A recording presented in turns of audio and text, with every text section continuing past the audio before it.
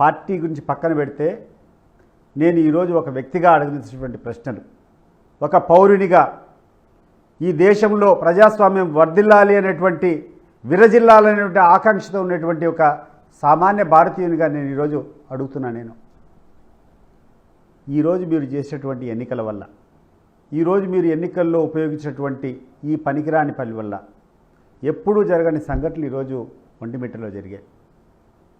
దీన్ని ఉదాహరణగా తీసుకున్నారు. ఇక్కడ చేసేటువంటి మీ రౌడీజం చూసుకొని అక్కడ ఒక మంత్రి ఇక్కడ వీళ్ళందరూ చేస్తే నేను చేయకుండా ఉంటే ఇబ్బంది అని చెప్పి రోడ్ల మీదకి వచ్చి ఒక మంత్రి సమక్షంలో ఒక మంత్రి కూర్చొని బూత్లో ఉన్నటువంటి ఏజెంట్ను బయటికి లాగి వాళ్ళని చిత్తగబాది ఆడ కూర్చొని రిగ్గింగ్ చేసుకున్నా ఉంటే ఎక్కడికి పోయింది ప్రపంచం అని చెప్పి నేను అడుగుతున్నాను. 20-30 సంవత్సరాల కిందట అనాగరికంతో ఇక్కడంతా ఇవన్నీ జరుగుతూ ఉన్నాయి రాయలసీమ ప్రాంతంలో ఎక్కడ చూసినా కూడా. కానీ ఇటీవల కాలంలో గడిచిన 10-15 సంవత్సరాల నుంచి అందరూ స్వేచ్ఛగా బతుకుతున్నాం. ఎవడి ఓట్లు వాళ్ళు వేసుకుంటున్నాం, ఎవడికి కావాల్సిన పార్టీకి వాళ్ళు మద్దతు పలుకుతూ ఉన్నాం. ఆ పాత పద్ధతులు, ఆ అనాగరికము, ఆ రౌడీజం అన్నీ పోయినాయి. ఇంత మంచి పరిస్థితులు ఉండేదానికి ఇన్ని సంవత్సరాలు కష్టపడి పనిచేస్తే మీ యొక్క పనికిరాని బుద్ధికి, మీ యొక్క స్వార్థానికి ఈరోజు మళ్ళీ ఈ పరిస్థితులు రాష్ట్రంలో అంతా వచ్చేటువంటి పరిస్థితులు మీరు మొదలు పెట్టారా లేదా ఒకసారి గుర్తు తెచ్చుకోండి. నా బాధ ఒక జెడ్పీటీసీకి లేకుండా ఉంటే ఒక 2 మండలాలు పోయినంత మాత్రాన ఏం కాదు. కానీ ఈ యొక్క అగ్గి, ఈ యొక్క నిప్పు ఈ రాష్ట్రంలో ఉన్నటువంటి అన్ని జెడ్పీటీసీల మీద, అన్ని సర్పంచుల మీద, అన్ని మున్సిపాలిటీ మీద పడుతుంది. ఈరోజు పోలీసులు నిస్సిగ్గుగా కూర్చొని వాళ్ళకు కావాల్సినటువంటి వ్యక్తిని వాళ్ళు కూర్చొని వాళ్ళు సపోర్ట్ చేసుకుంటా గెలిపించుకుంటా పోతే ఇంకా ప్రజాస్వామ్యం ఎందుకు? మనకు పాకిస్తాన్లో ఉన్నటువంటి మిలిటరీ రూల్కో లేకుంటే సోమాలియాలో ఉన్నటువంటి ఒక రౌడీ రాజ్యానికో లేకుంటే ఎక్కడో పనికిరాని దేశాల్లో ఉన్నటువంటి వ్యవస్థలకు మనకు తేడా ఏంది అని చెప్పి నేను అడుగుతున్నా. ఈరోజు గర్వంగా ఈ దేశం ఉంది, ఈ భారతదేశం ఉందంటే ప్రపంచంలోనే అత్యంత పెద్ద ప్రజాస్వామ్య దేశంగా ఈరోజు మనం చెప్పుకుంటాం ఎక్కడిపోయినా. ఈ ప్రజాస్వామ్యాన్ని మీరు అపహాస్యం చేస్తున్నారు. ప్రజాస్వామ్యం నిలబెట్టాలా, ఎన్నికల పరిస్థితులు ఎన్నికల్లో ఫేర్గా జరగాలంటే అది ఒక ఎమ్మెల్యే ఎంపీ ఎలక్షన్ మాత్రమే కాదు. ఒకవేళ ఎమ్మెల్యే ఎంపీ ఎలక్షన్ అనుకుంటే ఈ రాష్ట్రంలో 175 అసెంబ్లీలు, 25 పార్లమెంటు, 200 మంది. ఆ 200 మందికి 2 పార్టీల నుంచి నిలబడితే 400 మంది. 400 అయిపోతే ఇండిపెండెంట్గా వాళ్ళు వీళ్ళు చేస్తే 600 లేకుంటే ఒక 1000 మంది అభ్యర్థులు నిలబడచ్చు.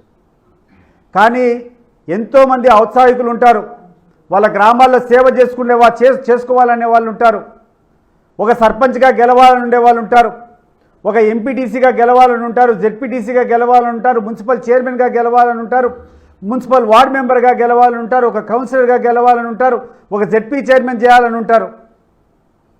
వాళ్ళ పరిస్థితి ఏంది అని చెప్పి నేను అడుగుతున్నాను. ఈరోజు రాష్ట్రంలో ఉత్సాహంతో రేపు మేము రాజకీయాల్లోకి రావాలా, మా యొక్క ఊర్లలో మా యొక్క పేరు మేము నిలబెట్టుకోవాలా, మేము సేవ చేయాలని చెప్పేటువంటి ఆ ఔత్సాహికులకు ప్రజాస్వామ్యం మీద విలువ ఉండేటువంటి ప్రజలకందరికీ మీరు ఇచ్చే సందేశం ఏంది అని చెప్పి నేను అడుగుతున్నాను. ఒకటి, మీరు మీ అరాచకాలు చేస్తా మీ దగ్గర చేతులు కట్టుకొని మీ మన్నన పొంది మీరు ఎవరు చెప్తే వాడు టిక్కు కొడితే వాడి మాదిరి నామినేషన్ వేయడము, లేకుండా ఉంటే మేము ఇక్కడ పోరాటం చేయాలా, పోలీసులతో పోరాటం చేయాలా, మా ప్రత్యర్థి పార్టీతో పోటీ చేయాలా. గతంలో ఉండింది సంస్కృతి ఇక్కడ.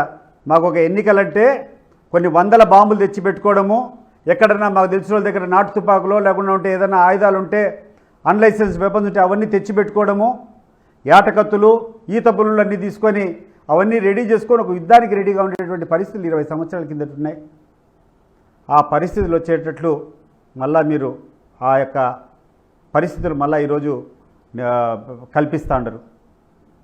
ఈరోజు నేను ఇక్కడ నా ఊర్లో నాకు ఒక ఉద్దేశం ఉంది, నాకు ఇక్కడ మంచి పేరు తెచ్చుకోవాలనో లేకుంటే నా ఊరిని బాగుపరచాలనో నా ఊరు సర్పంచ్గా కావాలని నాకు ఒక కోరిక ఉంటే మీరు ఈ రకమైనటువంటి విచ్చలవిడిగా అధికార పార్టీతో కూర్చొని ఈ పోలీసులు ఇంత విచ్ఛిన్నకరమైన పరిస్థితులు ఏర్పాటు చేస్తే నా పరిస్థితి ఏంది అని చెప్పి నేను అడుగుతున్నా.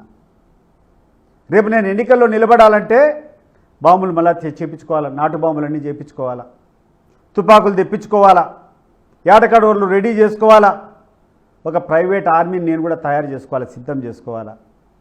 ఇది ఈ నాగరిక ప్రపంచానికి మంచిదా? కోయా ప్రవీణ్ సరిగ్గా ఆలోచన చేసుకో. ఈ రోజు ఉన్నటువంటి పరిస్థితుల్లో ఈరోజు ఇంత అడ్వాన్స్డ్గా మనం ఉండం. దీనికి ఇవన్నీ చేస్తే ఏమొస్తుందో ఒకసారి ఆలోచన చేయండి.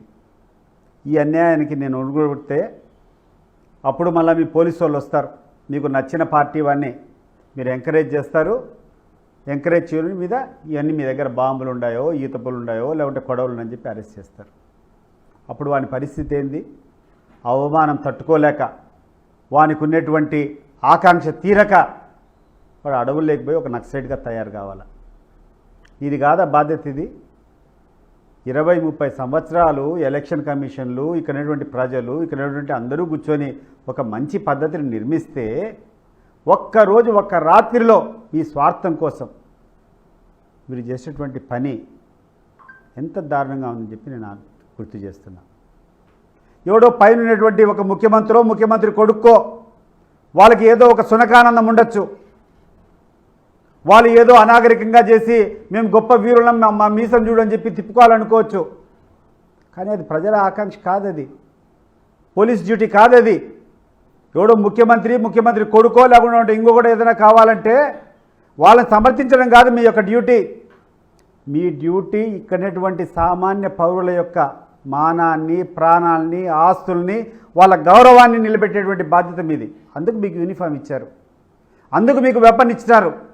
మీకు వెపన్స్ ఇచ్చింది, మీకు యూనిఫామ్ ఇచ్చింది, మీ ఇష్టం వచ్చే మీద దౌర్జన్యం చేసి ఒక రౌడీల మాది వ్యవహరించేదానికి కాదని చెప్పి నేను ఈ పోలీసులకు గుర్తు చేస్తున్నాను. ముఖ్యంగా కొంతమంది నాయకులు ఎవరైతే ఈ పనికి పూనుకున్నారో ఒక్కసారి కళ్ళు తెరిచి ఆలోచన చేయమని చెప్పి కోరుకుంటున్నాను. మీరు చేసేటువంటి ఈ దుస్సాంప్రదాయం వల్ల మీరు బాగుపడతారేమో కానీ ఈ సమాజం అంతా ఏమవుతుందని చెప్పి నేను అడుగుతున్నాను. ఈ రకంగా ఎలక్షన్స్ జరిగి ఈ రకంగా మీరు పోలీసులు కుమ్మక్కైపోయి మీకు కావాల్సినటువంటి ఓట్లు మీరు వేసుకుంటే ప్రజల యొక్క మ్యాండేట్ ఎందుకు కోరుతారు? ఎవరైనా ప్రజలకు ఎక్కడైనా విలువ ఉంటుందా? ఈ ప్రజాస్వామ్యంలో ఏదైనా ఆభరణము, ఏదైనా ఆశ, ఏదైనా గొప్ప ఆస్తి ఎవరికైనా ఉందంటే వాళ్ళకు ఉన్నటువంటి ఓటు. వాళ్ళకు ఉన్నటువంటి ఆ ఓటుని వినియోగించుకోలేకుండా ఆ ఓటును కూడా మీరు లాగేసుకుంటే అసలు మనకు 1947లో మనకు స్వాతంత్రం రాకముందు బ్రిటిష్ రాజ్యానికి ఏం తేడా అని చెప్పి నేను అడుగుతున్నాను. 1947 ముందు ఉన్నటువంటి ఆ బ్రిటిష్ వాళ్ళు కూడా ఇంత దౌర్జన్యాలు చేయలే. ఈరోజు ఇక్కడ నాయకులను అడుగుతున్నా, ఏమయ్యా మీకు ఒక చిన్న పదవి కావాలా? ఆ పదవి కోసము ఇంత గ్రామాలు చిచ్చు పెట్టాలనా? అవసరం ఉందా అని చెప్పి నేను అడుగుతున్నాను. మీకు 4 రూపాయలు ఆదాయ వనరులు కావాలా? వేరే మార్గాలు లేవా అని చెప్పి నేను అడుగుతున్నాను. అక్కడ ఎవరో ఒక ఆయన వారికి సునకానందం ఉంది, అతను ఏదో ప్రతీకారం తీర్చుకోవాలంటే ఇది కరెక్ట్ టైం అని చెప్పి మీరు పోయి వాళ్ళని మెప్పించేదానికి ఈరోజు ఈ పల్లెల్లో రాసేటువంటి నిప్పు, మీరు పెట్టేటువంటి నిప్పు ఈ రాష్ట్రానికంతా దహనకాండగా మారుతుందా లేదా ఒకసారి ఆలోచన చేయండి. ఈ ప్రజాస్వామ్యం పోయినప్పుడు ఈ గ్రామాల్లో ఓటింగ్ జరగకుండా మీ ఇష్టానుసారం మీకు కావాల్సినటువంటి అభ్యర్థులు మీరు నిలుపుకోవాలన్నప్పుడు ప్రజలు గెలిచినట్ట, రౌడీజం గెలిచినట్ట మీరు ఆలోచన చేయండి. రౌడీల కోసమా ఈ రాజ్యము? లేకుండా అంటే ఒక ముఖ్యమంత్రి కొడుకు ఎవడు చెప్తే ఆ పేర్లు టిక్కు కొట్టుకొని వాళ్ళని వేసేదానికా? రాజ్యాంగం మార్చి నేను పెట్టుకొని టికెట్ చేసుకొని నేను సర్పంచ్ చేసుకుని పెట్టుకొని చేసుకో. ఎన్నికలు ఎందుకు పిలవాలా? ఎన్నికలు పిలిచినప్పుడు ఆ ఎన్నికలు స్వేచ్ఛగా జరగాల, ఆ ఎన్నికల్లో ప్రజల యొక్క అభిప్రాయం రావాలనేది దృష్టి పెట్టుకోవాలి. కానీ ఇంత చౌకబారుగా చేయకూడదు.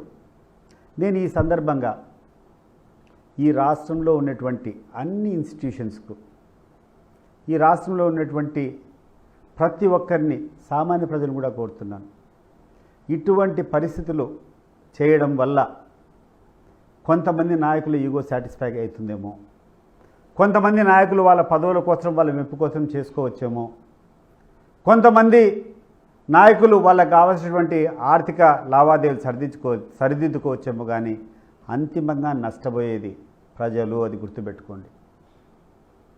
ఈ రకమైన దాన్ని మనమందరం కూడా వ్యతిరేకించాలి.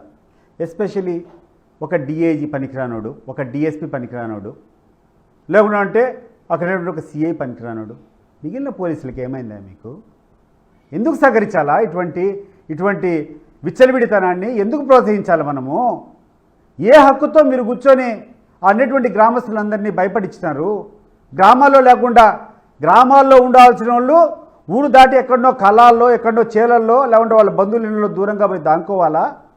పరాయి ఊరోళ్ళు వచ్చి ఈ ఊళ్ళలో తిష్ట వేసేటువంటి దౌర్భాగ్యాన్ని కల్పించినారే, ఇది మీకు సిగ్గుగా అనిపించడం లేదా అని చెప్పి నేను అడుగుతున్నా. సిగ్గు కాదా ఇది? అండ్ ఏ నాయకుడు అయితే దీన్ని ప్రోత్సహించాడో ఆ నాయకునికి చెప్తున్నా, నువ్వు ఏదైతే చేయాలనుకున్నావో ఇదే నీకు శాపంగా మారుతుంది. గుర్తుపెట్టుకో, అరాచకంతో అన్యాయంతో అక్రమాలతో ఈ ప్రజాస్వామ్యాన్ని నువ్వు గెలవాలనుకుంటే ఈ దేశంలో ఉన్నటువంటి ప్రజలు ఒప్పుకోరు. నేను మరొకసారి పిలిపిస్తున్నాను, ఇటువంటి అసాంఘిక శక్తుల మీద ప్రతి ఒక్కరూ తిరగబడాలా. ఈ యొక్క ఇన్స్టిట్యూషన్స్ యొక్క గౌరవాన్ని నిలబెట్టాలా. నేను స్టేట్ ఎలక్షన్ కమిషన్ కూడా ఈరోజు నేను చెప్తున్నా, అసలు ఇంత విచ్చలివిడిగా ఇంత అనాగరికంగా ఇక్కడ బూత్ క్యాప్చరింగ్ చేసుకొని ఉదయం 4:30 నుంచి మధ్యాహ్నం 12 గంటల వరకు ఎవరిని కూడా రానిలేదే. కూర్చొని 2 పోలింగ్ బూతులు రీపోలింగ్ పెడతావా? అది అర్ధరాత్రి 3 గంటలకు. స్టేట్ ఎలక్షన్ కమిషన్ గారు కళ్ళు తెరవండి ఒకసారి. నువ్వు న్యాయం చేయాలంటే ఇక్కడ జరిగినటువంటి ఎన్నికలు ఒక ఫార్స్, ఒంటిమిట్టలో జరిగినటువంటి ఎన్నికలు ఒక ఫార్స్. ప్రజాస్వామ్యం మీద గౌరవం పెరిగే రకంగా మీ యాక్షన్స్ ఉండాలా. అంటే టోటల్ బ్యాన్ చేసుకొని మళ్ళా ఆ యొక్క ఎన్నికల ప్రక్రియ పిలిచాలా. అప్పుడు ఏ పార్టీ అయినా గెలవనీలే, ప్రజాస్వామ్యం గెలుస్తుంది, ప్రజలు గెలుస్తారు. అటువంటి పరిస్థితులు గెలవకుండా ఏదో మీ మీద మచ్చ రాకుండా ఉండేదానికి 1 బూతో 2 బూతులు ఏమైతాయి? 10,000 ఓట్లు రిగ్ చేసుకుంటే ఈరోజు కూర్చొని నువ్వు 2 బూతుల్లో రీపోలింగ్ ఇక్కడ జరిగినాయనేటువంటి మాట చేస్తే ఏం న్యాయం జరుగుతుంది?